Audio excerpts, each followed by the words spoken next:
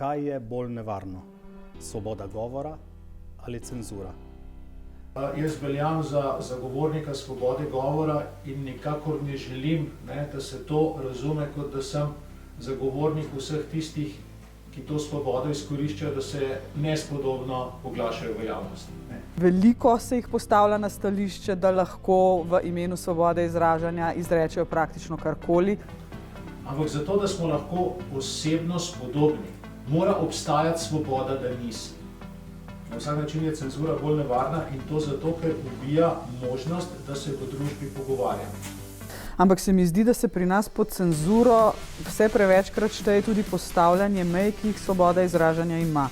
Obseg pravice do svobode izražanja ne sodi v segment, da meni mora biti na razpolago prostor, kjer jaz lahko žalim ali govorim. Država lahko, politika lahko omeji platforme v tem, koliko smejo te platforme omejevati svoje uporabnike. In če nekdo ne spoštuje pravil družbenega omrežja, ima pač to družbeno omrežje pravico nekoga izključiti iz tega.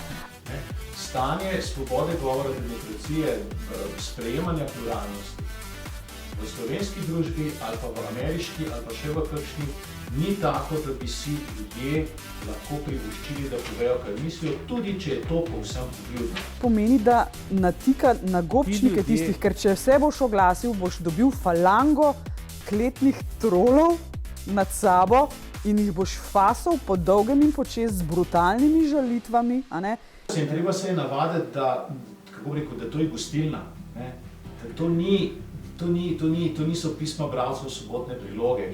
Tako da navaditi se bo treba tega novega medija, navaditi se bo treba te vse splošne gostilne.